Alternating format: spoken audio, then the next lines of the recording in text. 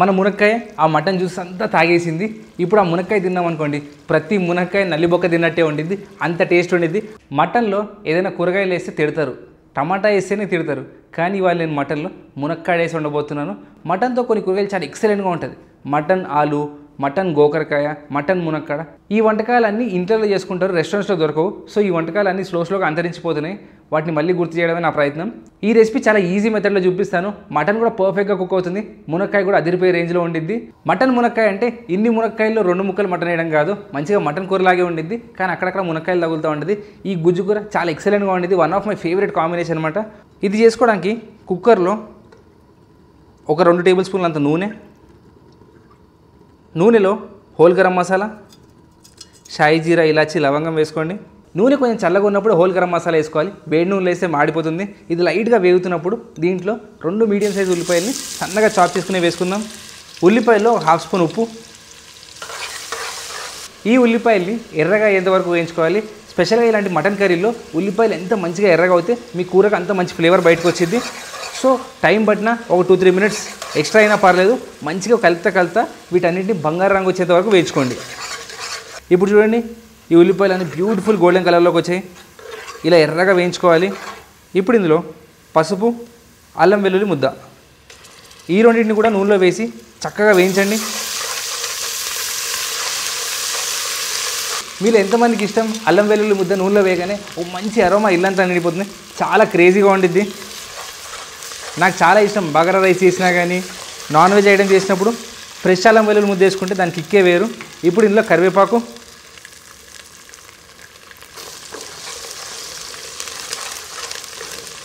ఇప్పుడు ఇందులో మంచిగా మీడియం సైజ్ కొట్టించుకున్న పొట్టేలు మాంసం అనమాట.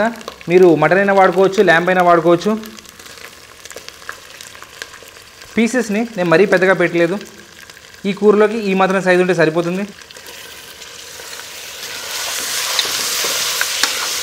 మటన్ ముక్కల్ని నూనెలో వేసి ఒక 4-5 నిమిషాలు వేయించుకోండి. ఇలా వేయించడం వల్ల ముక్కల పైన లైట్గా కలర్ మారుతుంది, కొంచెం బ్రౌన్ కలర్లోకి వెళ్తుంది. మయాడ్ ఎఫెక్ట్ అంటారు దానివల్ల ముక్క రుచి అదిరిపోతుంది. సో ఎటువంటి నీళ్లు కానీ ఏమి వేయకుండా ఈ నూనెలో ఇలానే వేయించండి. దీన్ని ఒక 5 నిమిషాల పాటు. చూసారా ఎంత మంచిగా రంగు మారిందో, ఆ బ్యూటిఫుల్ బ్రౌన్ కలర్లోకి వెళ్ళింది మన మటన్ అంతా. ఇప్పుడు ఇందులో కొబ్బరి పొడి, ఎండు కొబ్బరిని పొడి చేసి వేసుకుంటున్నాను నేను.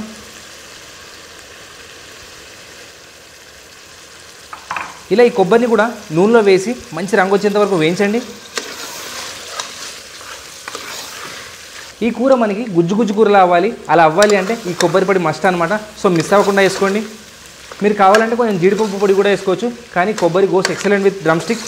ఈ మటన్ కూర అనేది కొంచెం ఓపికగా చేసుకోవాలి. స్లోగా ఒకదాని తర్వాత ఒకటి ఎంత వేయించాలో అంత వేయించి వేసుకుంటే మనకి రెసిపీ అదిరిపోతుంది. అన్ని వేసి కుక్కర్లో మూత పెట్టారనుకోండి మసా రాదు. ఇలా చేసుకోండి, మసా వచ్చేది.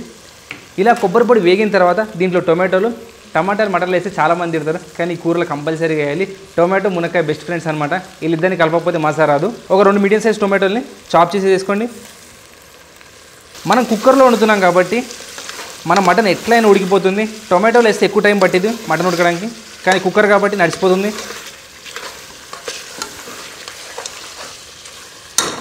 టొమాటోలు వేసుకున్న తర్వాత ఇప్పుడు దీంట్లో మసాలాలు వేసుకుందాము. ఒక 2 చెంచాలంత కారం, 1.5 స్పూన్ ధనియాల పొడి, 1 స్పూన్ జీలకర్ర పొడి, ఒక 1/2 చెంచా గరం మసాలా, ఒక 1 కప్ అంత వాటర్. మటన్ ముక్కలు మునిగేంత వరకు నీళ్లు పోసుకొని కుక్కర్ మూత పెట్టేయండి. కుక్కర్ మూత పెట్టేసి ఈ మటన్ని 3 to 4 విజిల్స్ కుక్ చేసుకోండి. మీ మటన్ ముదిరిన దాన్ని బట్టి మీరు కుక్ చేసుకోవాలి. మినిమం 3 విజిల్ అయితే కంపల్సరీగా పడుతుంది. ములక్కాడ మటన్ అన్నాడు, మటన్ వేయకుండా మూత పెట్టేశాడు, మటన్ కూర అయిపోతుంది అనుకుంటున్నారా? ఈ మటన్ అనేది 90% ఉడకాలి. ఉడికిన తర్వాత ఆ చివరి 10% మన మునక్కాయలతో ఉడికితే ఫ్లేవర్స్ అనేవి పర్ఫెక్ట్గా ఉంటాయి. ఇప్పుడే మనం మునక్కాయలు వేసామనుకోండి, ఈ మటన్ ఉడికే లోపల ఆ మునక్కాయలు అన్నీ పిప్పి అయిపోతాయి, మనకేం మిగలదు. సో అందుకని ఇది 90% కుక్ అయిన తర్వాతే మనం మిగతా వీళ్ళలో వేసుకుందాం. ఈ మటన్ కూర చేయడానికి వాళ్ళు 2 కారణాలు ఉన్నాయి. ఒకటి మీకు ఈ రెసిపీ చూపించాలని, రెండోది మహేష్ బాబుకి ఈ కూర అంటే చాలా ఇష్టం అంటే ఒక ఇంటర్వ్యూలో చెప్పాడు. వాళ్ళ అమ్మమ్మ గారు చేసి పెట్టేవాళ్ళంట మునక్కాడ మటన్. ఈ కూర అంటే చాలా ఇష్టం అనమాట. ఈ కూర స్పెషల్గా గోదావరి డిస్ట్రిక్ట్స్ అటు సైడ్ చాలా ఎక్కువగా చేసుకుంటారు. చాలా మంచి టేస్ట్ ఉండిద్ది. నేను ఆ ఇంటర్వ్యూ చూసిన తర్వాత ట్రై చేసిన రెసిపీ ఎలా ఉంటుందని చెప్పి, అప్పటి వరకు నేను తినలేదు, కానీ after I tried it I just loved it అనమాట. మీరు ట్రై చేయండి, తప్పకుండా మీకు ఈ రెసిపీ నచ్చిద్ది. ఇప్పుడు మహేష్ బాబు సడన్గా సీన్లోకి ఎందుకు వచ్చాడంటే మేమందరం టర్కీ వెళ్తున్నాము. మేము అంటే వాషెఫ్ నా ఫ్రెండ్స్ అందరం కలిసి టర్కీ వెళ్తున్నాము.